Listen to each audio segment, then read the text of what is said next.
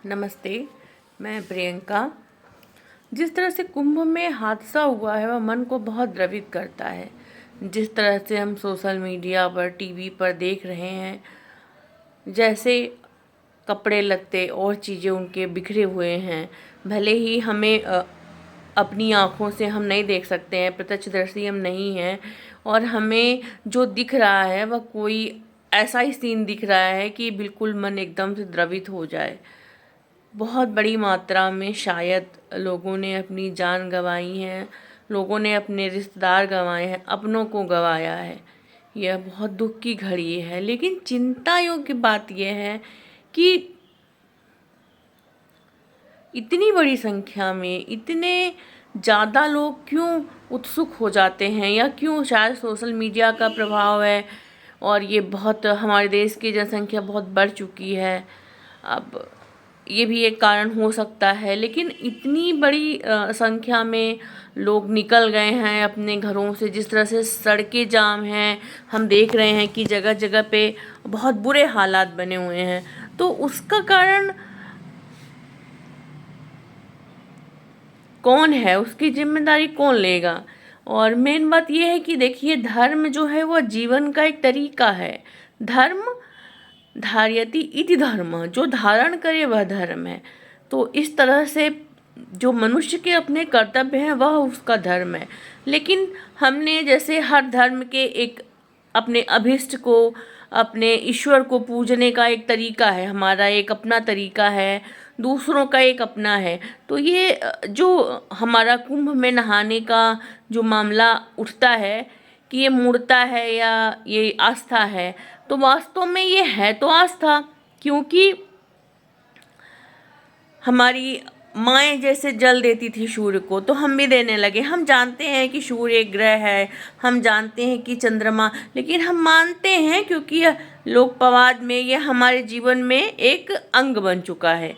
क्योंकि धर्म जो है वह जीने का एक, व्यवहार करने का एक तरीका है। इसलिए हम नहीं कह सकते कि वहाँ जाना मूर्खता है, या वहाँ जाने नहाने से आपको मोक्ष नहीं मिलेगा, या आपको, ऐसी कुछ बातें नहीं कही जा सकती हैं। क्योंकि सभी धर्मों का अपना एक रिवाज है, अपना एक कल्चर है, अपनी एक संस्कृति है जो जीने के तरीके को व्यक्त करती है। लेकिन सुरक्षा में चूक थी या नहीं थी, जो वहाँ पे प्रत्यक्षदर्शी हैं वही बता पाएंगे कि सरकार ने जिस तरह से व्यवस्था की थी। लेकिन फिर भी मैं कहती हूँ कि व्यवस्था थोड़ी और अच्छी की जानी चाहिए थी। आवागमन के रास्तों को थोड़ा और बदलना चाहिए था, जैसे आने का अलग, जाने का अलग, बहुत सारी चीज़ें थी जो वहाँ पे की जा सकती थी।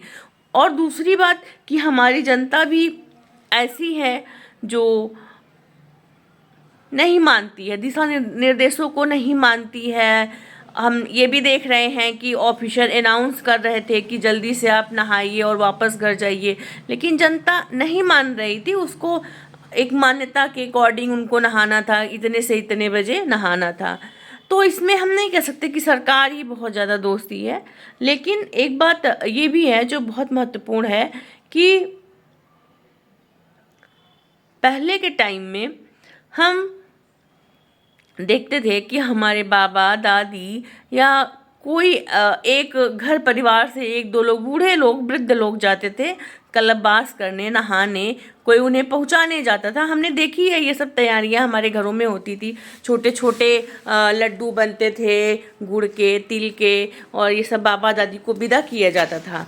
लेकिन फिर जब वापस आते थे तो बहुत सारी बच्चों के लिए छोटी छोटी चूड़ियाँ और सिंदूर, प्रसाद, इलायची दाना, ये सब पूरे गांव में बंटते थे। ये सब हमारे हमारे बचपन का एक हिस्सा रहा है कि बाबा कलशवास जाएंगे तो वहाँ से क्या लेके आएंगे।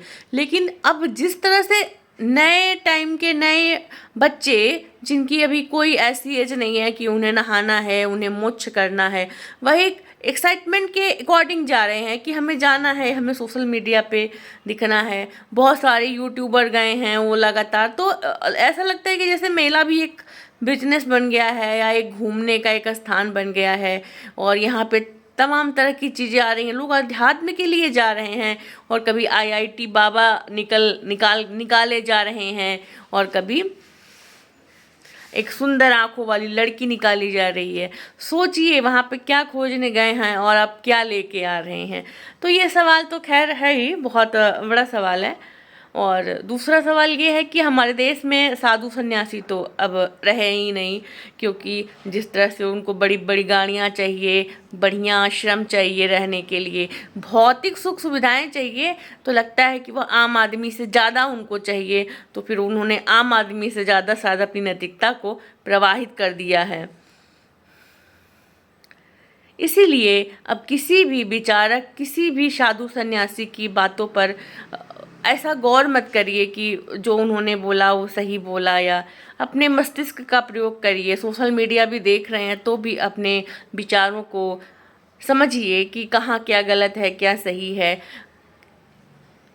एकदम से अपने को एकदम से सोच समझ के चलिए, क्योंकि हमारे देश की जनसंख्या पहले बहुत कम थी और आज क्या है हम जानते हैं। 1921 में क्या थी, 1931 में क्या थी, और अभी हमारे देश की जनसंख्या क्या है। 2011 में 121 करोड़ थी और अभी अनुमान लगाया जा रहा है कि शायद 145 है या 141 है, चूँकि अभी जनगणना नहीं हुई है।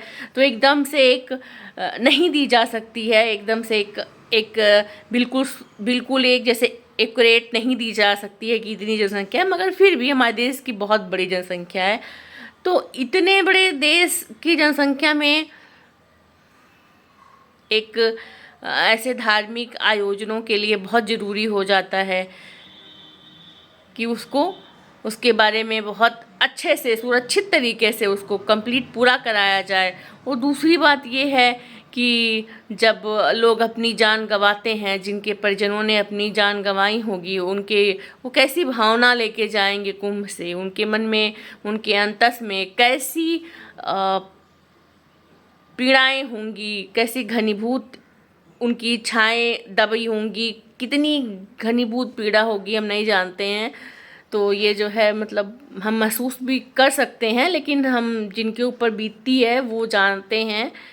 और जिस तरह से चीज़ें दिख रही हैं तो हमें जो है बहुत विचलित करने वाली हैं। दूसरी बात यह है कि जैसे हमारे संविधान में कहा गया है कि भारत धर्मनिरपेक्ष है, तो सरकारों को इस पे रहना चाहिए। काम धर्म के लिए करना अलग बात है, लेकिन उसको बढ़ावा देना एक दूसरी चीज़ को दर्शाता है। आप रोजगार को बढ़ावा दीजिए, शिक्षा को बढ़ावा दीजिए, ऐसी एक सोच समझ को विकसित कीजिए कि जनता को भी मतलब जैसे उनको अगर अपने धर्म से वो जुड़े भी रहें और इस तरह से चीज़ों से थोड़ा सा बचने की भी कोशिश करें। क्योंकि जैसे कि ना ये फैशन सा, जैसे मुझे लग रहा है कि कुंभ भी एक फैशन सा बन गया है।